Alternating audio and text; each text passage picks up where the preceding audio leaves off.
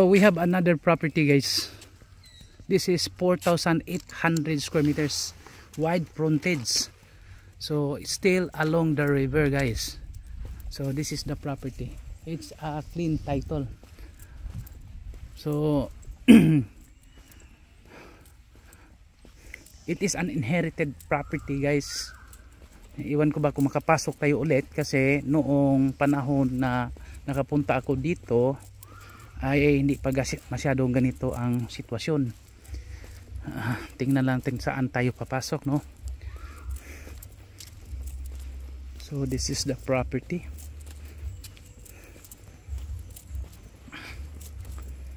Along the river talaga ito, guys. So 4,800, pwede sila magbenta ng 2,000 kasi dalawang may-ari. Yung isa na humahawak ng 2,000 at yung isa humahawak sa 2,800. Kaya 4,800 lahat. So ito po yung tingnan natin, no? Tabi.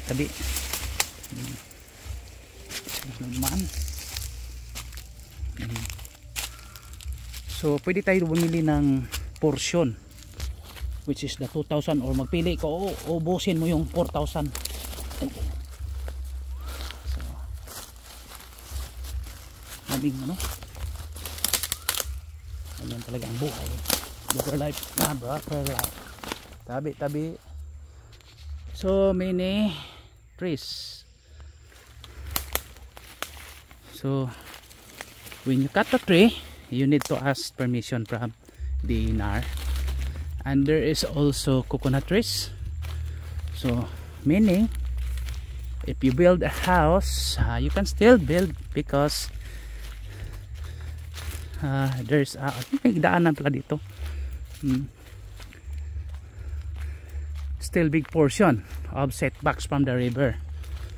So again, the size is 4,800 square meters. Inherited property with a clean title. So nandito na po tayo, malapit na tayo sa river. Pero hindi ito daanan ng mga yung river cruise, hindi ito. Iba itong daanan. So kung may yate kayo or may sarili kayong bangka, pwede pa rin tayo makano. May resort doon.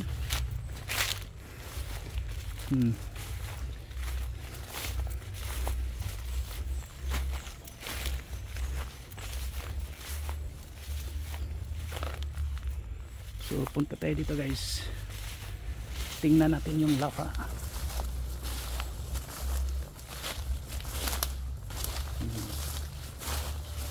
See, it's along the river. Oops, I'm sorry.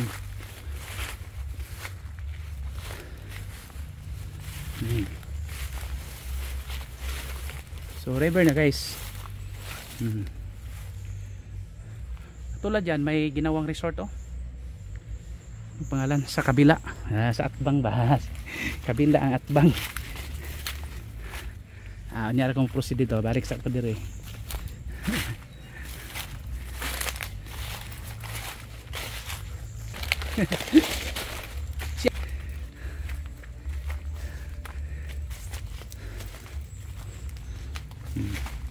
Pwede tayo mamasol dito, guys, fishing, or ano bang gawin natin? Pwede maligo, pwede.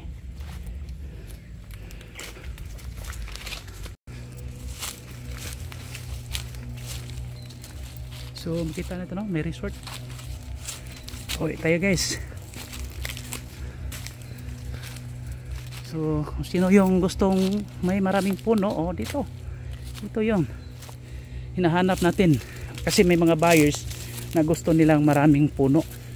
So many trees, they want so many trees around.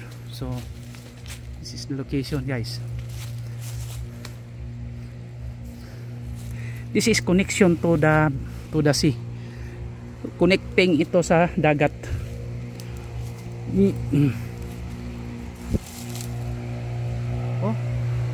foreigner with their boat. Parang nag-tour sila.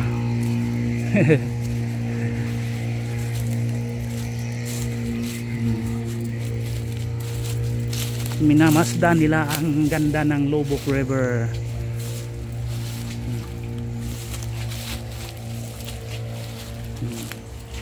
Ito talaga.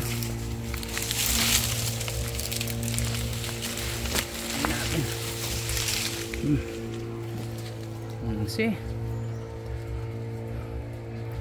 So simple lang, riprap lang natin ng kaunti. Yan. Gastos talaga. Pero depende. Kasi katulad ng iba dyan, oh, hindi naman nag-riprap sila.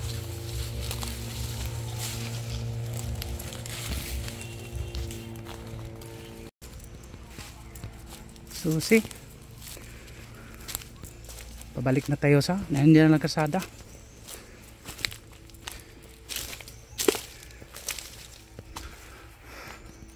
Puno.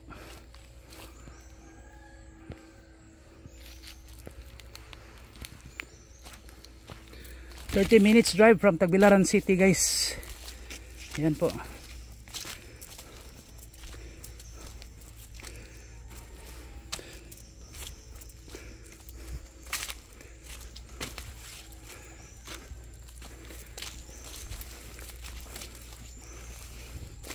I repeat, the size is 4,800 square meters. Then there are two owners of this 4,800, and we can cut or subdivide a portion. The other one is 2,800 and the other one is 2,000. So which is which? Kung saan ang gusto mo, okay. Kung saan ka happy. So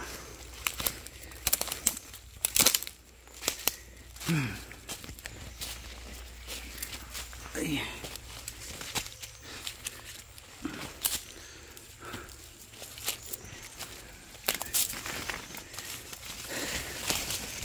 Wow.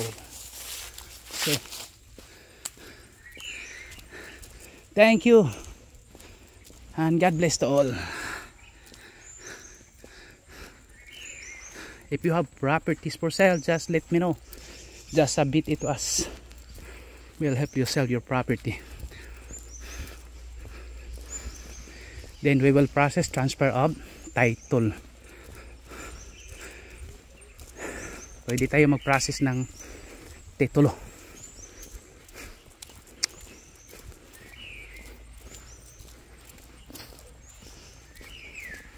So ito po yung boundary sa 4,000 at 2,800 o sa 4,800.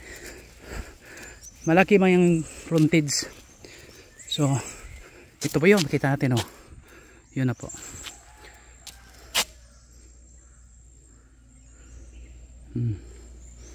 River yan. So pwede yan.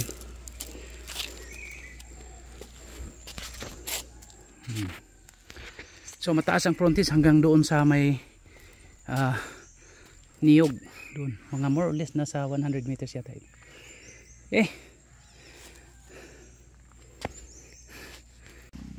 So this is the other side, no? The front, or sa kabila, sa Tagalog pa, yung kabila ba? Yung kasi along the river yung nandito, tapos yung atbang, yung kabila may yung atbang, guys. So ito po yun, yung Nipa Hut Resort. Ito po yun ang kabila, at saka along the river sila, guys. Yan po.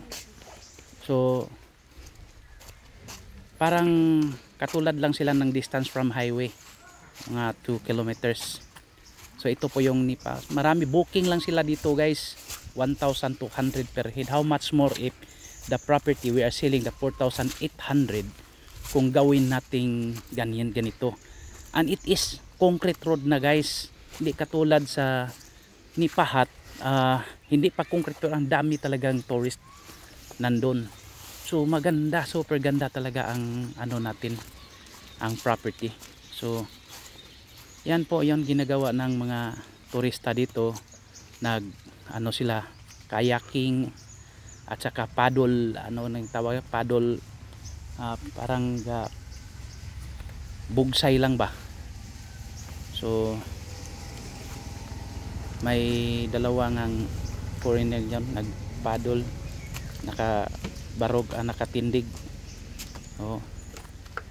So nandito kasi hindi to daanan ng Lobok River Cruise. So this is a good place for resort also. Very nice property talaga guys. Oh. Tulad ng ginawa ni Pahat Resort, kayang-kayang gawin sa property na binibenta natin 4,800 square meters at 1,500 pesos per square meter. Then pwede kukuha tayo ng, kasi dalawa yung may-ari, 2,000 at 4,800. So magpili ka lang saan ang 2,000 at 4,000. Pwede gawan natin mo ng parang pantalan, yung pier, katulad ng ginawa dito. Ginawa nila ng, nilagyan nila ng parang lagyan ng mga kuan. Yun ang ginagawa dito.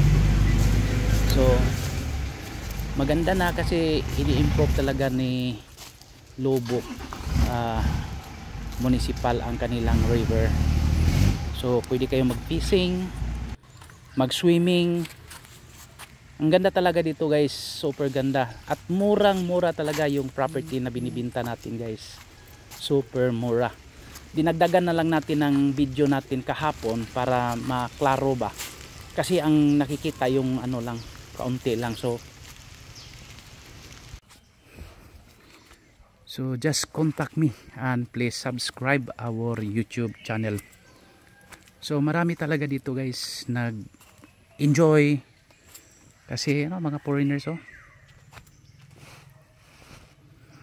Hello.